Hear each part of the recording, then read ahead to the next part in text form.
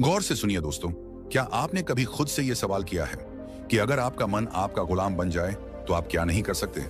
क्या आपने कभी महसूस किया है कि आपकी जिंदगी में सबसे बड़ी लड़ाई बाहर की दुनिया से नहीं, आपके अपने मन से है?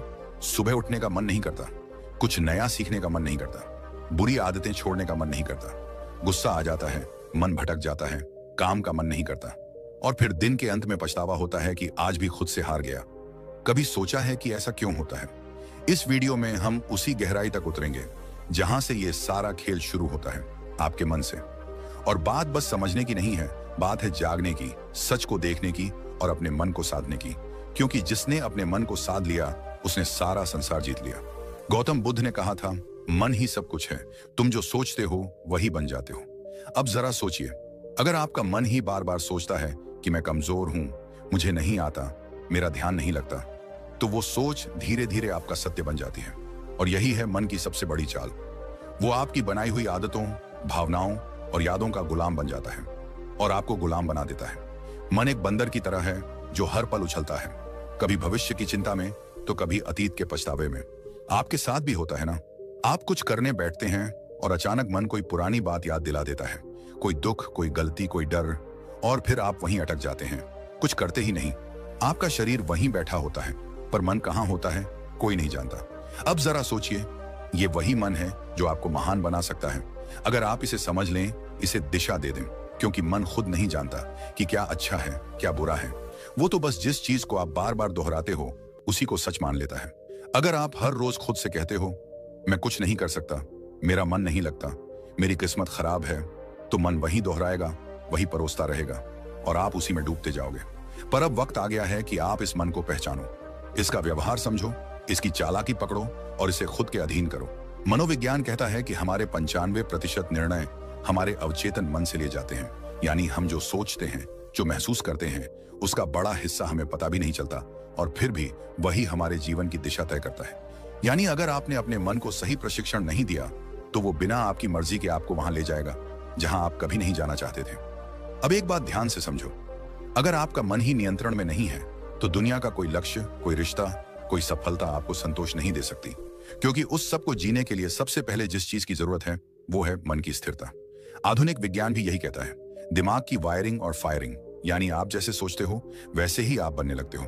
हर बार जब आप नकारात्मक सोचते हो, आपका दिमाग उसी सोच की आदत डाल लेता है और यही आपकी आइडेंटिटी बन जाती है। अब जरा रुकिए और सोचिए, क्या आप वाकई अपने मन के मालिक हैं या फिर आपका मन ही आपको चला रहा है? यही है वो सवाल जो इस वीडियो की शुरुआत है। क्योंकि जब तक आप इस सवाल का जवाब खुद नहीं ढूंढोगे तब तक कोई बाहरी ज्ञान, कोई मोटिवेशन, कोई तरीका काम नहीं करेगा। इस वीडियो में हम आपके सामने वो रहस्य खोलने वाले हैं जिसके बाद आप जानोगे कि मन को जीतना क्या होता है और कैसे हर आम इंसान अपने मन की शक्ति को जागृत कर सकता है। और याद रखिए, मन को जीतना कोई एक दिन का काम नहीं है, ये एक अभ्यास है, एक यात्रा है, एक युद्ध है जो हर दिन लड़ा जाता है। लेकिन अगर आप इस युद्ध को समझ लें तो जीत पक्की है। अब हम उस बिंदु पर पहुंच चुके हैं जहां से असली सफर शुरू होगा। इस सफर में हम जानेंगे मन को कंट्रोल करने की 5 सबसे शक्तिशाली विधियां जो न केवल आपके विचारों को बदलेंगी बल्कि आपके जीवन की दिशा ही मोड़ सकती हैं। तो बने रहिए इस वीडियो के साथ, क्योंकि अब जो आएगा वो सिर्फ जानकारी नहीं, जागृति है। पहली विधि, सकारात्मक आत्मवार्ता, पॉजिटिव सेल्फ टॉक। क्या आपने कभी अपने आप से कहा है, मुझसे नहीं होगा? स्विंगल, मैं हमेशा गलती करता हूं। जेरेनियम, मेरे बस की बात नहीं है। अगर हां, तो आज इस वीडियो को पूरा देखना आपके जीवन की दिशा को बदल सकता है। क्योंकि जिस व्यक्ति से आप सबसे ज्यादा बातें करते हैं वो कोई और नहीं, आप खुद हैं। और यही बातचीत आपके भविष्य की दिशा तय करती है। हमारा मन जो सोचता है वही हम बनते हैं। ये बात सिर्फ कोई मोटिवेशनल डायलॉग नहीं है, ये विज्ञान भी कहता है और ब्रह्मज्ञान भी। मन को कंट्रोल करने की पहली शक्तिशाली विधि है सकारात्मक आत्मवार्ता, यानी अपने आप से सकारात्मक बातें करना। ये कोई मामूली आदत नहीं, ये आपकी आत्मा से सीधा संवाद है। जब हम रोज खुद को नकारात्मक बातें कहते हैं, जैसे मैं कमजोर हूं, मेरे साथ ही ऐसा क्यों होता है, मुझे कुछ नहीं आता, तो हमारा अवचेतन मन, सबकॉन्शियस माइंड उन बातों को सच मानने लगता है। फिर वही बातें हमारी आदत बन जाती हैं, हमारी सोच बन जाती है और धीरे धीरे हमारा भविष्य भी वैसा ही बनने लगता है। मनोविज्ञान कहता है कि हमारा अवचेतन मन हर उस बात को रिकॉर्ड करता है जो हम खुद से बार बार कहते हैं। इसलिए अगर आप खुद से बार बार बोलते हैं मैं हार जाऊंगा, तो आपकी सोच हारने वाली बन जाएगी। और अगर आप खुद से रोज बोलें मैं कर सकता हूं, मैं सीख सकता हूं, मुझे खुद पर विश्वास है, तो आपका दिमाग उसी दिशा में काम करने लगेगा, सफलता की दिशा में। इस आत्मवार्ता का असर केवल आपके आत्मविश्वास पर ही नहीं पड़ता, बल्कि ये आपके शरीर की ऊर्जा, आपके फैसले और आपकी दृष्टि तक को प्रभावित करता है। गौतम बुद्ध ने कहा था, मन ही सब कुछ है, जैसा तुम सोचते हो वैसे ही बन जाते हो। उनकी ये बात आज के विज्ञान से भी मेल खाती है। पॉजिटिव सेल्फ टॉक हमारे न्यूरॉन्स को नए रास्ते बनाने पर मजबूर करती है। यानी जब आप बार बार खुद से अच्छा बोलते हैं तो आपका दिमाग नई संभावनाओं के लिए खुलने लगता है। अब सवाल उठता है, यह सकारात्मक आत्मवार्ता करनी कैसे है? सबसे पहले, हर सुबह उठते ही अपने आप से एक बात जरूर कहिए, मैं आज पहले से बेहतर हूं और हर दिन आगे बढ़ रहा हूं। ये छोटे छोटे वाक्य आपके दिन की दिशा तय करते हैं। दूसरा, जब भी कोई काम मुश्किल लगे तो खुद से ये मत कहो कि मुझसे नहीं होगा, बल्कि कहो ये चुनौती है और मैं इसे सीखने का मौका मानता हूं। इस सोच से आपका डर छंटने लगता है। तीसरा, अगर आप किसी गलती को लेकर खुद को कोसते हो तो उसी समय खुद से कहो, मैं सीखने वाला हूं, गलती मेरी पहचान नहीं है। ये आत्म स्वीकृति आपके मन को बोझ से मुक्त करती है। दुनिया में कोई भी सफलता तब तक नहीं आती जब तक आप खुद पर विश्वास करना नहीं सीखते, और यह विश्वास तब पैदा होता है जब आप खुद से बात करना शुरू करते हैं, सकारात्मक ढंग से। अब यहां एक बात और समझना बेहद जरूरी है। सकारात्मक आत्मवार्ता का मतलब यह नहीं कि आप हर हाल में खुद से झूठ बोलें, बल्कि इसका अर्थ है अपने अंदर की सच्चाई को देखना, समझना और उसे उन्नत दिशा में मोड़ना। अगर आप किसी कमजोरी को पहचानते हैं तो खुद से कहिए, हाँ ये मेरी कमी है, लेकिन मैं इसे सुधार सकता हूं। बस यही सोच आपको हर दिन एक नए स्तर पर ले जाएगी। इस आदत को अपनाने के लिए आप एक छोटा सा अभ्यास कर सकते हैं। रोज रात को सोने से पहले अपने आप से 3 सकारात्मक बातें बोलिए, जैसे आज मैंने खुद पर काम किया, मैं आगे बढ़ रहा हूं, मुझे खुद से प्यार है। ये बातें छोटी लगती हैं, लेकिन यही छोटी बातें आपके अंदर की जंग को जीतने में मदद करती हैं। बुद्ध कहते हैं, खुशी हमारे अपने विचारों पर निर्भर करती है। तो अगर आपके विचार आपके खुद के बारे में नकारात्मक होंगे तो आपके जीवन का हर कोना दुखी लगेगा। लेकिन अगर आप अपने अंदर सकारात्मक ऊर्जा भरते हो तो मुश्किलें भी साधारण लगने लगती हैं। अब ध्यान दीजिए, यह तो सिर्फ पहली विधि थी, मन को नियंत्रित करने की शुरुआत। इस यात्रा में आगे और भी गहराई है, और अब हम प्रवेश करेंगे दूसरी विधि में, जो आपके मन को स्थिरता और गहराई प्रदान करेगी, ताकि आप न केवल सोचें सकारात्मक, बल्कि महसूस करें आत्मिक शक्ति। दूसरी विधि, लक्ष्य निर्धारण, गोल सेटिंग। क्या आपने कभी सोचा है कि मन भटकता क्यों है? क्यों हम अक्सर एक काम शुरू तो करते हैं लेकिन बीच में ही छोड़ देते हैं? क्यों हमारा मन कभी अतीत की यादों में उलझा रहता है तो कभी भविष्य की चिंता में खोया रहता है? इसके पीछे एक गहरी वजह है, अस्पष्टता। मन को दिशा तब मिलती है जब उसे पता हो कि उसे जाना कहां है, और जब यह दिशा नहीं होती तो मन बिल्कुल उस घोड़े की तरह होता है जो खुली जमीन में बेतहाशा दौड़ रहा हो, बिना किसी मंजिल के। इसलिए मन को नियंत्रित करने की दूसरी शक्तिशाली विधि है लक्ष्य निर्धारण। जी हां, स्पष्ट, यथार्थवादी और प्रेरणादायक लक्ष्य। जिस इंसान ने अपने जीवन का उद्देश्य तय कर लिया, उसका मन खुद ब खुद अनुशासित हो जाता है। गौतम बुद्ध ने एक बार कहा था, यदि कोई व्यक्ति एक बाण को निशाने पर चलाता है तो पहले वह जानता है कि निशाना कहां है।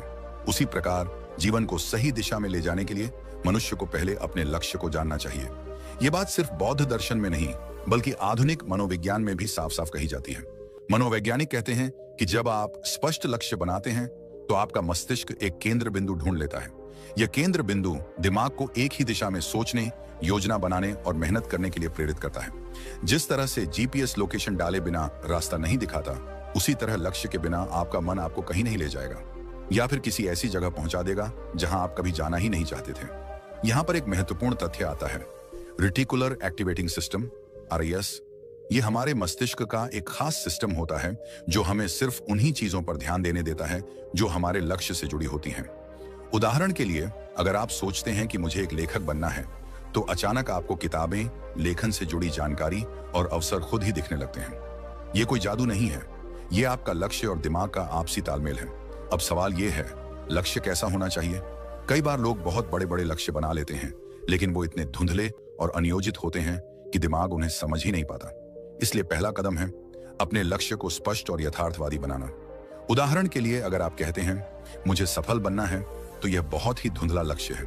लेकिन अगर आप कहते हैं मुझे अगले 6 महीनों में एक किताब लिखनी है, या मुझे 1 साल में एक छोटा बिजनेस शुरू करना है, तो आपका दिमाग उस लक्ष्य को पकड़ पाता है। यहां एक और बात समझना जरूरी है, लक्ष्य केवल मस्तिष्क को दिशा ही नहीं देता, बल्कि भावनात्मक ऊर्जा भी प्रदान करता है। जब हम एक लक्ष्य बनाते हैं और उसे पाने की कल्पना करते हैं, तो हमारे दिमाग में डोपामिन नामक रसायन रिलीज होता है।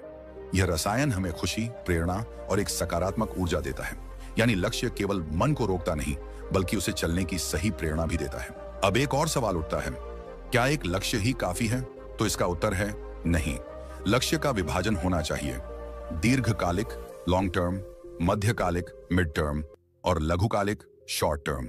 क्योंकि जब हम एक बहुत दूर का लक्ष्य बनाते हैं और उसके बीच कोई पड़ाव नहीं रखते, तो हमारा मन थक जाता है और कहता है अभी तो बहुत दूर है, फिर कभी शुरू करेंगे। इसलिए छोटे छोटे पड़ाव होना जरूरी है, ताकि मन को हर पड़ाव पर एक संतुष्टि और प्रगति की भावना मिलती रहे। आप जब एक लक्ष्य तय करते हैं और उस पर काम करना शुरू करते हैं, तो आपका मन विकर्षणों को खुद ही ठुकराने लगता है।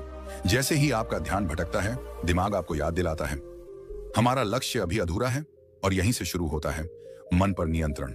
अब सोचिए, एक मन जिसने खुद को एक दिशा में बांध लिया है, वो कितनी शक्ति उत्पन्न कर सकता है। आपने देखा होगा, जब आप किसी जरूरी काम में पूरे मन से लगे होते हैं, तो आपको भूख, प्यास, थकावट कुछ भी महसूस नहीं होता। क्यों? क्योंकि लक्ष्य ने आपके मन को पूर्ण रूप से फोकस्ड कर दिया है। यही शक्ति अगर हर दिन की आदत बन जाए, तो आपका जीवन वो रूप ले सकता है जिसकी कल्पना आपने कभी सिर्फ सपनों में की थी। आज के समय में सबसे बड़ी बीमारी क्या है? ओवरथिंकिंग, एंजाइटी, डिस्ट्रैक्शन, और इन सब का इलाज है लक्ष्य। लक्ष्य तय कर लीजिए और फिर देखिए आपका मन कैसे स्वतः अनुशासित होने लगता है। वो हर चीज जो आपका समय बर्बाद कर रही है, वो बेकार लगने लगेगी। मन बार बार आपको खींचकर आपके लक्ष्य की तरफ ले जाएगा। ये कोई चमत्कार नहीं, ये मन की दिशा बदलने की तकनीक है। अब जरा ये विचार कीजिए, अगर एक छोटा सा चुंबक लोहे की सुई को खींच सकता है, तो एक स्पष्ट और सशक्त लक्ष्य आपके मन को कितना खींच सकता है? मन जो अभी तक इधर उधर भागता फिर रहा था, वह धीरे धीरे उस चुंबक यानी लक्ष्य की ओर आकर्षित होने लगेगा।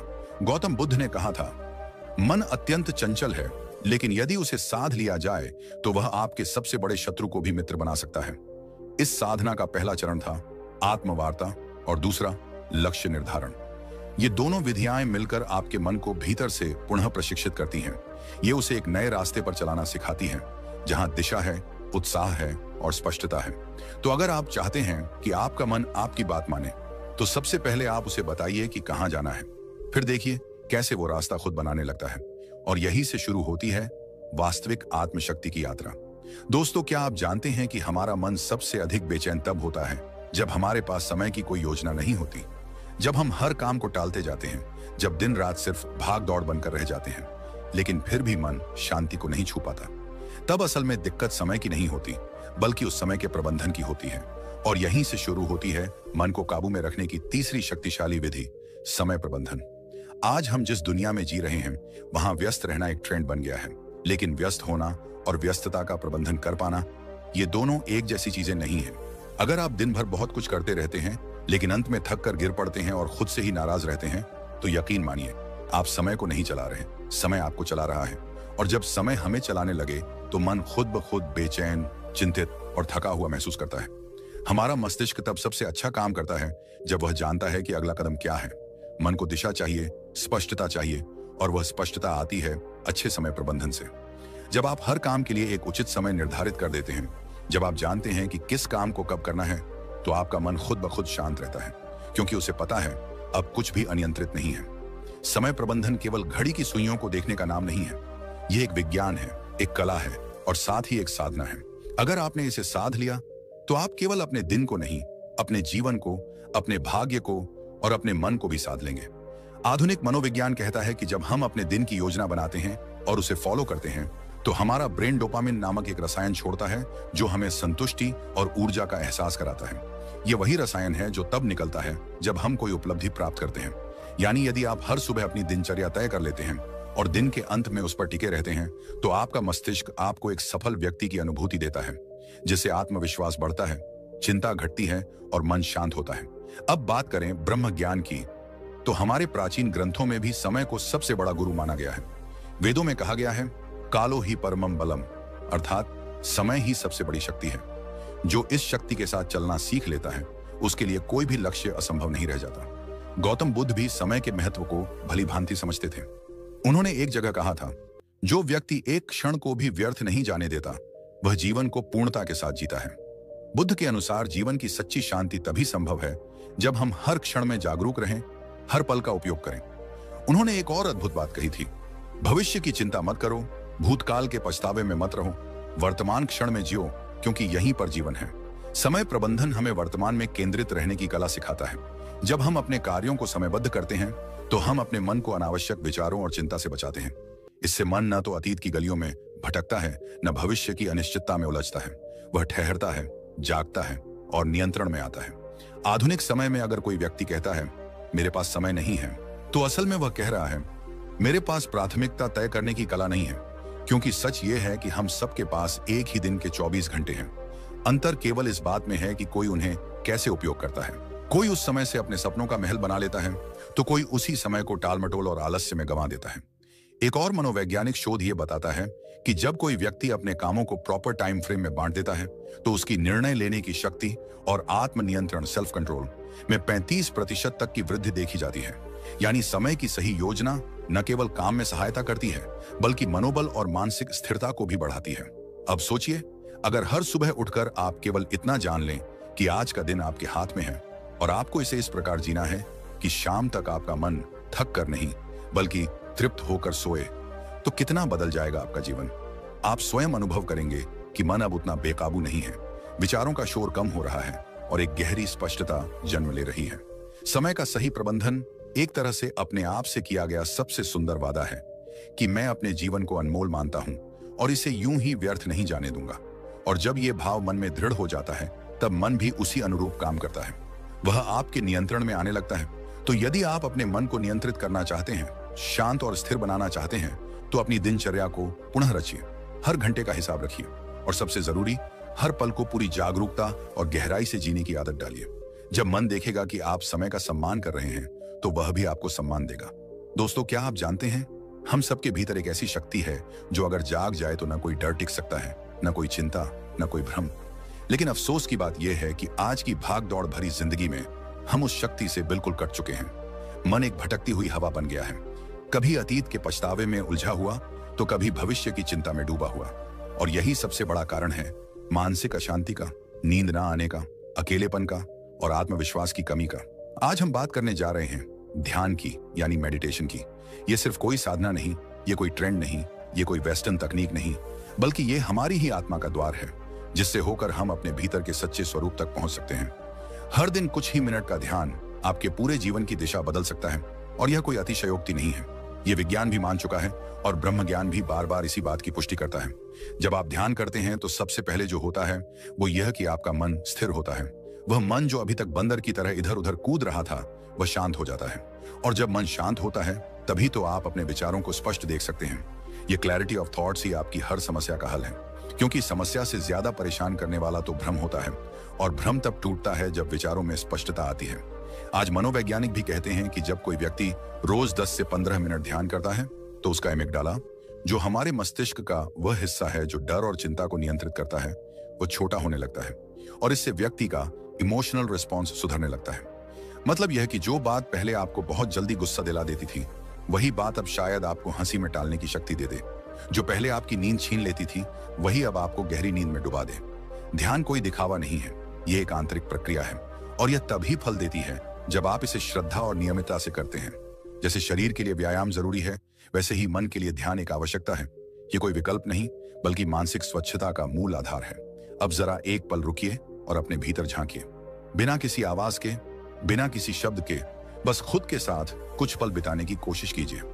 क्या आप जानते हैं कि जब आप गहराई से ध्यान में जाते हैं, तो आप न सिर्फ अपने विचारों को समझने लगते हैं, बल्कि आप यह भी महसूस करने लगते हैं कि आप वो विचार नहीं हैं। आप तो वो देखने वाला है जो हर विचार को आते जाते देख रहा है।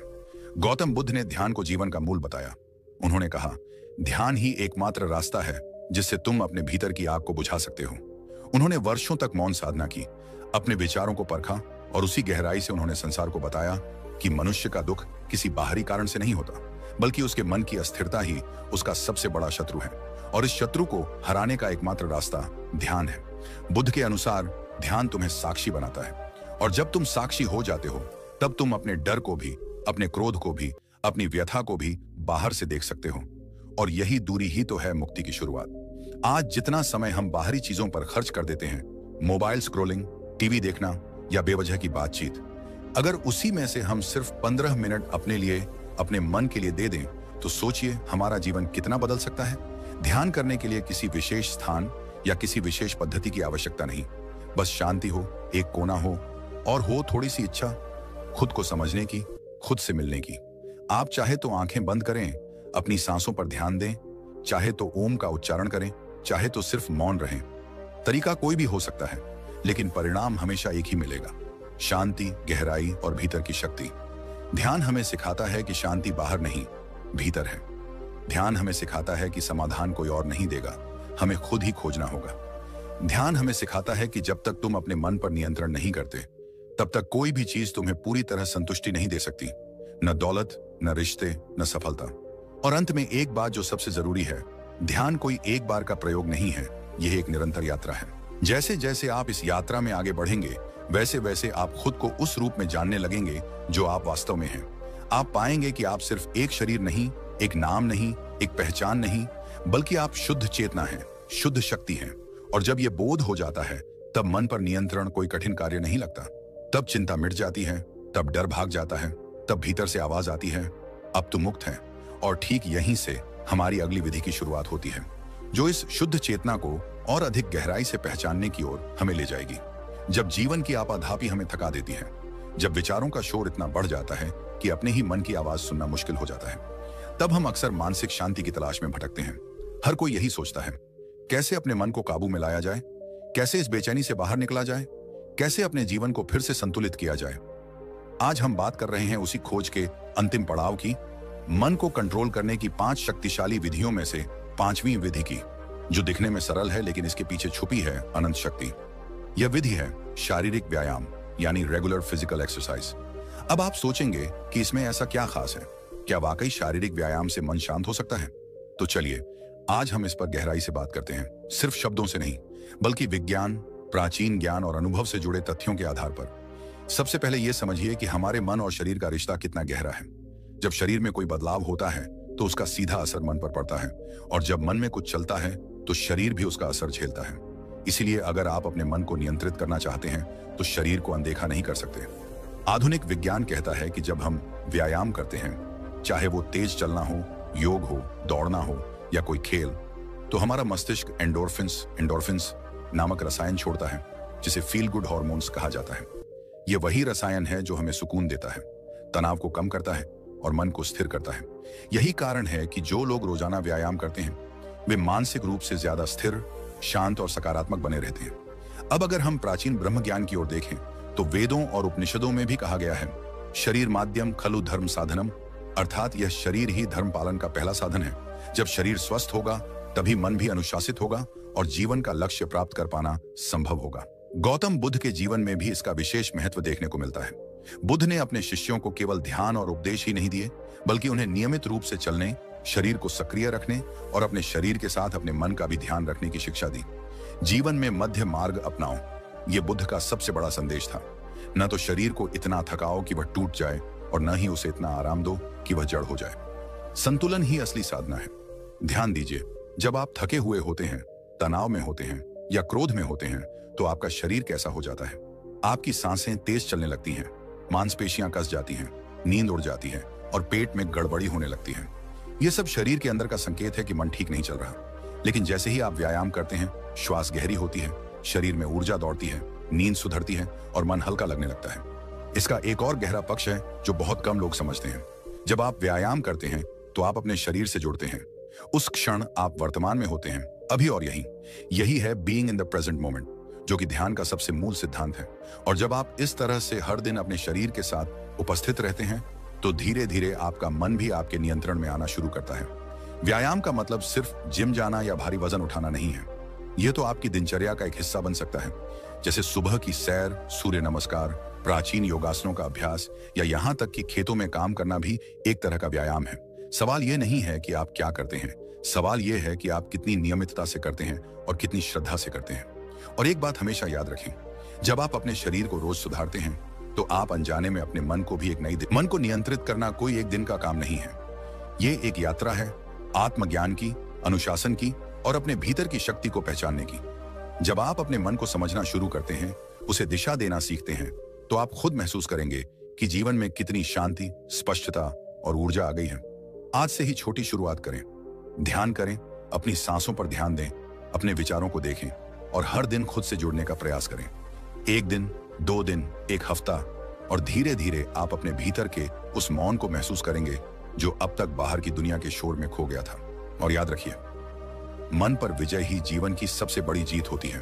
अगर आपको यह वीडियो पसंद आया हो, अगर आपको इससे कुछ सीखने को मिला हो, अगर इन बातों ने आपके मन को छुआ हो, तो कृपया इस वीडियो को लाइक करें, अपने दोस्तों और परिवार के साथ शेयर करें और हमारे YouTube चैनल को सब्सक्राइब करें। आपका एक एक सब्सक्राइब हमें प्रेरणा देता है कि हम आपके लिए और भी गहरा और भी सार्थक ज्ञान लेकर आए।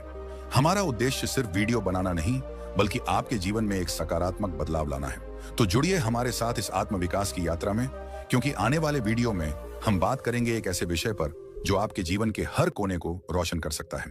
धन्यवाद। शांत रहिए, जागरूक रहिए और अपने भीतर की शक्ति को पहचानते रहिए।